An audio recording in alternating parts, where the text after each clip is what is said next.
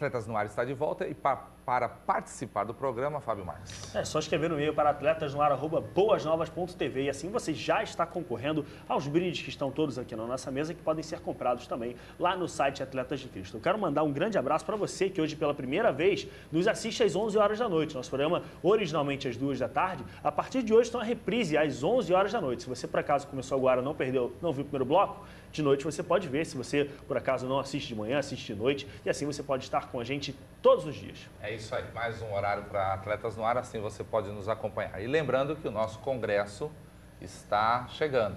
Na próxima semana, no dia 10, quarta-feira, inicia-se o 31º Congresso Nacional dos Atletas de Cristo na cidade de Campinas.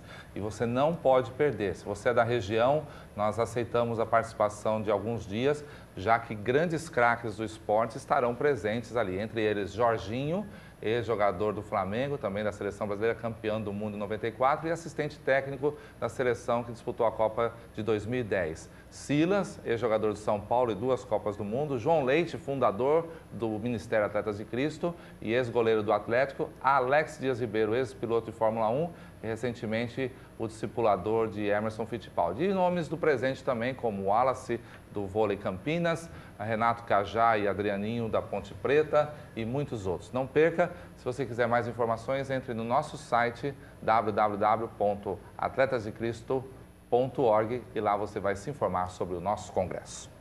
Muito bem, vamos falar um pouquinho agora dos atletas em campo. Hoje nós temos uma entrevista muito especial com Will Clay e Júlio. Eles são responsáveis pelo Ministério de Esportes da Assembleia de Deus Vitória em Cristo, lá na Barra.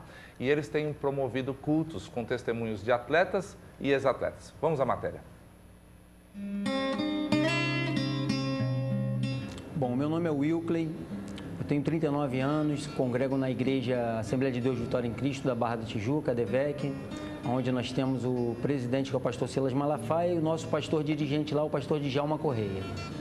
Eu estou lá na igreja há 3 anos e a gente vem fazendo um trabalho muito bom na Barra da Tijuca e a igreja tem crescido. Inclusive, a gente já está para se mudar de onde está, porque a igreja já cresceu tanto que, devido à falta de espaço, nós temos que passar para um outro local, para a honra e glória de Deus, né? O culto dos Atletas de Cristo, eu estou há 7 meses na igreja. A minha igreja é a DIVEC da Barra da Tijuca, onde o meu pastor é o pastor Djalma e o adjunto dele é o pastor Marcelo Freixo, e onde que já teve um culto na igreja um tempo atrás, e o pastor Djalma ele me deixou como coordenador do culto dos Atletas de Cristo, onde que eu trabalho com futebol. Eu conheço muitos ex-jogadores, jogadores de atualidade, e nós estamos montando na minha coordenação esse culto dos Atletas de Cristo. Estamos convidando ex-jogadores, não evangélicos, um estilo igual dos missionários da bola. Esse culto é um culto que já ocorreu em uma outra ocasião. Nós tivemos o testemunho lá do zagueiro do Cruzeiro, Léo. Ele esteve lá dando um testemunho de vida, dando uma palavra, foi bênção. Mas devido às dificuldades de espaço que nós temos lá, ficou complicado de fazer. Mas esse projeto não saiu do coração do nosso pastor, pastor Djalma, e ele colocou algumas pessoas, responsáveis para dirigir esse culto. E eu estou incumbido lá, junto com essas pessoas, de poder realizar esse culto dos atletas. Então, esse culto é um culto para nós podermos, além de dar testemunho, evangelizarmos outros atletas que ainda não seguem a Cristo. Meu sonho nesse culto dos atletas é ver muitas almas se rendendo a Jesus ali. E isso seria um grande sonho a ser realizado, e eu tenho certeza que irá se realizar. E nesse momento o céu irá se encher de glória, mais ainda, e os anjos estarão lá no céu junto com Deus, glorificando, adorando, e o céu entrará em festa. Pessoalmente, os que vislumbram coisas e conseguem entrar para o futebol, eles vêm de comunidades carentes, que não tem uma educação por causa, nem culpa dos pais, é a vida deles lá, o sistema que fala, né? Então, o futebol, junto com a parte de religião, no início, para eles não conseguem entender. E eles ganham dinheiro, e o dinheiro é um mal necessário, eles misturam tudo. Enfim, os missionários da bola veem com o intuito de trazer a paz para eles, que eles não têm, entendeu? Porque eles só vêem dinheiro. E às vezes eles perdem dinheiro porque não tem o Jesus do lado dele, entendeu? Para coordenar a vida dele, entendeu? Espiritual. Não adianta você ter mundo sem Jesus, não adianta, entendeu? Então, o intuito dos missionários da bola é resgatar essas almas para Jesus e fazer com que eles trabalhem dentro do reino de Deus, prosperando ainda mais, né?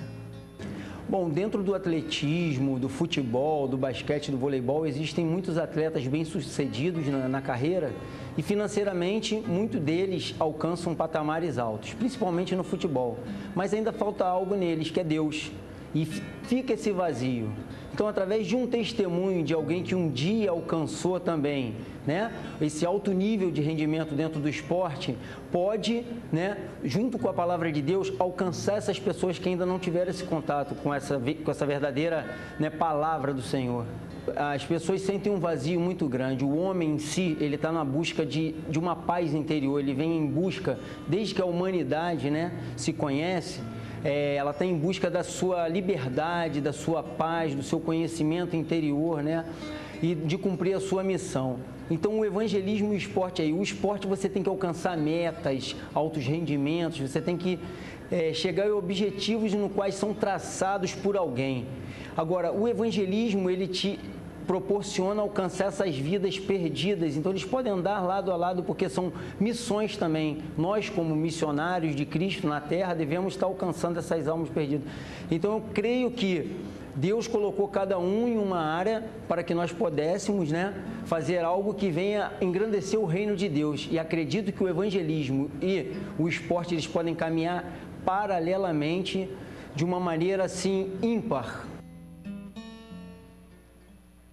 Olha, Jesus está voltando, porque eu me lembro quando falar de esporte nas igrejas era muito difícil. E saber que a Assembleia de Deus Vitória em Cristo está com um ministério fantástico na área de esportes, Fábio Marques, isso é realmente muito legal. Relevante. Eu acho muito legal quando eu conversava com eles antes da entrevista, eles me contando que tinham tentado implantar esses cultos há um ano atrás, mas que não tinham tido o apoio necessário, não tinham tido as pessoas envolvidas o suficiente. Mas que esse ano o pastor fez questão, o pastor da igreja fez questão de voltar. Está de parabéns, pastor Silas Malafaia e todos os demais dirigentes por essa iniciativa, né, Jorginho? É engraçado como o tempo vai passando, né? Acho que algumas coisas vão mudando. Você vê o esporte, de repente, que inicialmente na igreja, até mesmo para as pessoas dentro da igreja, no local ali, na estrutura da igreja, fora ali do templo, onde tinha um espaço para jogar, não deixavam.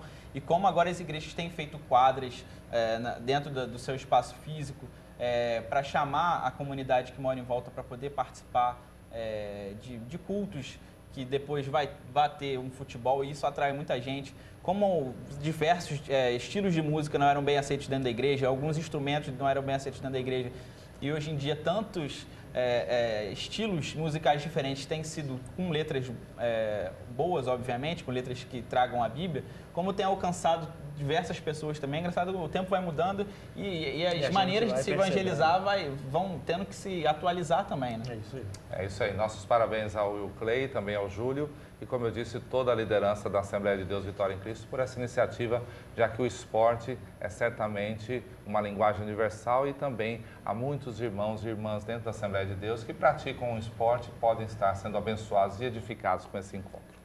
Muito bem, é hora de falar de vôlei e a Superliga de Vôlei Masculino já entrou na sua 8ª rodada. No sábado, o Brasil Quirim de Campinas venceu o São José por 3-0.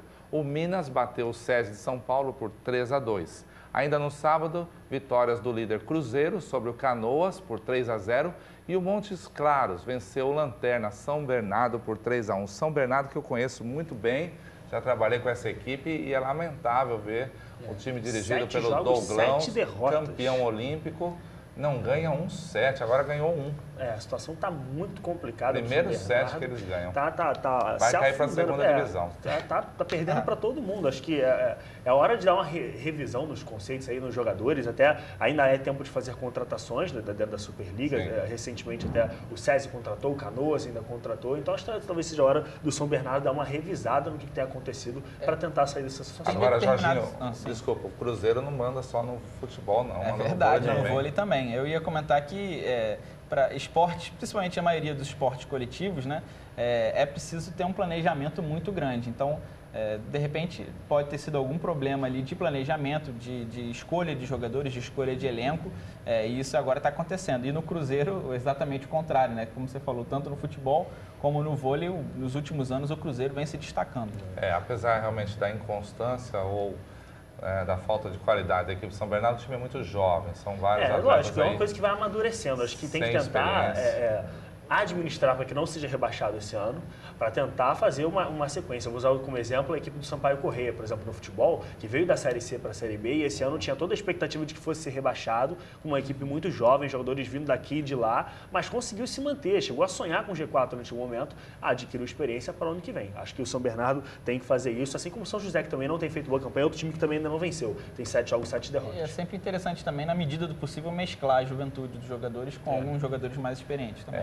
Agora o Campinas venceu mais uma. O Campinas, do nosso Wallace, o oposto, Cristão, que vai estar conosco no Congresso, venceu o São José por 3-0. Segundo lugar no campeonato, agora somente atrás do Cruzeiro, né? 7 vitórias e uma derrota. O melhor jogador desse jogo foi o Bravo, com 10 pontos. Já são 5 vitórias em cima, já são 5 derrotas do São José, que está sem técnico. Eu mencionei o São José. O técnico foi demitido e não contrataram, está com o interino e as coisas estão complicadas. Não é mal só do futebol, então. Não é mal só do futebol. No vôlei também demite no meio do torneio. Muito cedo no torneio, né? Muito bem. E do vôlei nós vamos para o automobilismo, falar de Stock Car. Terminou no domingo, Rubens Barrichello finalmente venceu mais um campeonato, mesmo terminando em terceiro lugar na etapa de Curitiba, ele ficou com o título. A corrida foi vencida por Daniel Serra e Átila Abreu ficou em segundo lugar, aos 42 anos. O recordista de grandes prêmios da Fórmula 1, que não conquistava um título há 23 anos, mas depois de uma grande temporada desbancou nomes como Cacá Bueno, Thiago Camilo, Antônio Pisonia, entre outros. Vamos ver como ficou a classificação da Stock Car. O Rubinho, que fez uma excelente temporada. Vou te dizer que foi uma temporada de muita constância do Rubinho. Não chegou a vencer muitas corridas, você vê ali na tabela, o Rubinho na frente com 234 pontos, mas somente 2 vitórias. O Thiago Camilo, por exemplo, que terminou em sexto, tem mais vitórias do que ele. Mas o Rubinho ficou sempre na frente, sempre pódio direto. O Átila Abreu ficou em segundo, o Cacá Bueno ficou em terceiro, mesmo sem ter vencido nenhuma corrida. Alan Kodair, Daniel Serra e Thiago Camilo, eles foram os melhores. Constância do Cacá Bueno, né? Sem Também. nenhuma vitória, mas terminou o campeonato em terceiro lugar. Lá em cima. Mais que ele, só o Rubinho, né? Mais que ele, só o Rubinho. As vitórias do Rubinho foi a corrida do milhão em Goiânia, foi a primeira corrida que o Rubinho ganhou. Depois ele ganhou a sexta etapa, que foi logo em seguida, foi em Cascavel. O Rubinho fez uma grande temporada para os críticos do Rubinho aí. Tá aí o Rubinho. Acho que é muito legal ver Dá para parar de chamar de campeão. Rubinho de pé de chinelo, não? Não que eu Vamos ver chamasse se ele ganhar no ano que vem de novo. Não que eu chamasse ele assim, mas óbvio que a gente tinha toda uma... folclore, né? Um folclore em cima do Rubinho, porque foi criada uma expectativa muito grande. Ele foi o primeiro piloto brasileiro ali, logo depois do Senna, que já estava ali na Fórmula 1. Foi criada uma expectativa muito grande, depois que ele foi para Ferrari e tal, e tudo aquilo que aconteceu na época que ele estava na Ferrari junto com o Schumacher. E agora, mas é legal ver como ele é um... Aparentemente, pelo menos é o que dá para perceber, assim, eu não conheço, mas parece ser um cara humilde e, enfim, que aceita a brincadeira. Você vê muito até ele em propagandas de TV, ultimamente, achei muito estranho brincando fazer com essas propaganda coisas. que fala justamente propaganda dessa de capacidade de vencer. E eu acho que isso é saudável. Se ele sabe aceitar e sabe levar isso bem, é saudável. Tá aí, campeão da Stock Car agora, mesmo com essas propagandas assim que ele sabe levar na boa. Acho bastante legal, gostei bastante. Interessante que ele dando uma entrevista, a repórter perguntou, você tem 23 anos que não vence. E ele disse, não, mas eu ganhei as 500 milhas ano passado. Venceu. Ele que vem na Stock Car desde 2012, pegou o finalzinho da temporada de 2012, ano passado pegou a temporada inteira e de novo essa temporada, a segunda temporada que ele pega inteira na Stock Car e não falou nada de se aposentar. Tá aí com 42 anos, falou que tá com o corpo bem, tá com a cabeça sadia e vai para mais uma temporada que pode ser mais uma temporada de vitória, já que o Rubinho tá muito bem. Precisou de um tempo ali de uma transição, né? Ele saiu da Fórmula 1, são categorias bem diferentes uma da outra, estilo de carro e tudo mais. E agora, assim, nessa temporada, apesar de não ter tido mais vitórias, mas foi bastante constante, como você falou, e estava sempre ele no pódio, sempre conquistando pontos importantes. Apesar dos poucos títulos internacionais do Rubinho, nós não podemos deixar de reconhecer a sua carreira vitoriosa, porque, afinal de contas, ele é o recordista de participações em grandes prêmios Então, um título para o Brasil, não é mesmo? É verdade. Certeza. É um corredor muito tradicional. Acho que ele é muito conhecido no meio do automobilismo e engrandece muito a Stock Car, que vinha uma sequência muito grande de Cacá Bueno. Todo ano Cacá Bueno. Quem vai ganhar a Stock Car? É o Cacá Bueno ou o Thiago Camilo. E o Rubinho veio para dar uma quebrada nessa hegemonia. É muito legal ver o Rubinho chegar a esse patamar. Muito bem, nós vamos para o nosso intervalo e na volta vamos ver o UFC e futebol. Não sai daí, Atletas no Ar volta já já.